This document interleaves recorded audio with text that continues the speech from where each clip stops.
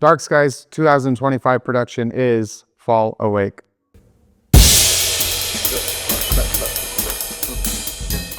The original concept came out of one of our design meetings. Seth kind of brought the idea, and it sort of stemmed from the Wes Anderson movie Asteroid City. There's a scene in there where you're taken out of this world and they're on a set, and then you have this phrase that's just repeated over and over. You can't wake up if you don't fall asleep. And he kind of took that and just like spliced it together with some other music. And I was listening to I Could Have Danced All Night. This would be kind of fun to maybe flip around a little bit and create a beat. The show is about the avoidance and anxiety that we have as people when we are faced with new challenges. Sometimes we try to avoid those things, and by avoiding, we don't actually solve the issues. Things in our lives, whether it be acting, whether it be music, whether it be dance or something, well, how can we actually show this other side of the character now?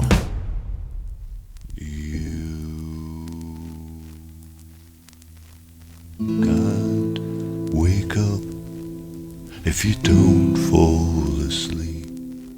There's like a wistfulness, there's sort of like a nostalgic, just sort of revealing a little bit of that like sadness in the track that's not in the original. We wanted to create a stage, a theatrical stage on the floor that revolved really around dancing. The energy in the opener is very, very high. We flood the entire floor. We take up a lot of space. Everyone's doing the same ensemble dance and movement, but we'll have to fight a little bit more for it. We'll have to fight a little bit more to stay in control. We have the Glock and the xylophone, kind of acting like an alarm clock. A polyrhythm, but not really a polyrhythm. It's like a free rhythm almost. Really clear, bright sound. And then the xylophone, we actually have like a muted like rubber mount on it. So in the combo of that layering, it becomes more of like this classic alarm clock. You get like the tinniness, but you also get like a little bit of the whole tone of your alarm clock. But then there's other times it's very subtle, where it's very up and down musically, more legato to kind of juxtapose some of those really harsh alarm clock moments. We don't just kind of stick to one kind of vibe throughout the whole show. And then the Broadway show starts. A lot of the beginning idea is supposed to be very fun, just like an opening production of a Broadway musical. Like you see it, you have the whole cast comes on the floor just for a big musical number. Some of these themes of a performer starting to fall kind of out of the vibe or of the energy or of the dance or whatever it might be or of the music, and then they're snapped back into it. Using some classic Broadway motifs and songs. It feels like we're repurposing them for us.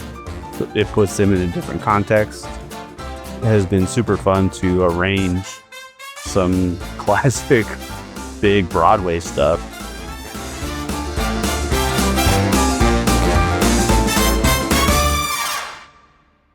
I think with the front ensemble, just the way that the mixture of sounds that we have, we've got our marimbas that sound a little bit more like pizzicato strings. We have our vibraphones who carry a lot of the melody. We have our plethora of electronic instruments, and plus our drum set player and our rack player. So I do think that we're like the mini orchestra. And try to represent that Broadway feel. So the brush idea is just one thing that we're using.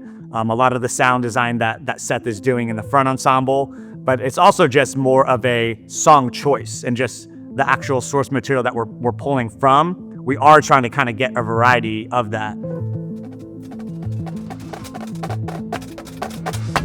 We want to make it feel a little bit more like Broadway or theater in a gym. It's not just drums, marching dots, telling a story of a concept, of the feeling that we want the audience to relate to us. We're not just trying to create a Broadway show, but we're actually trying to think about, well, how can we actually show this other side of the character now? Enjoyment and the fun and all the thrill of dancing and playing that fun music, but then have this underlining theme where it's basically they're doing this to avoid dealing with anything else.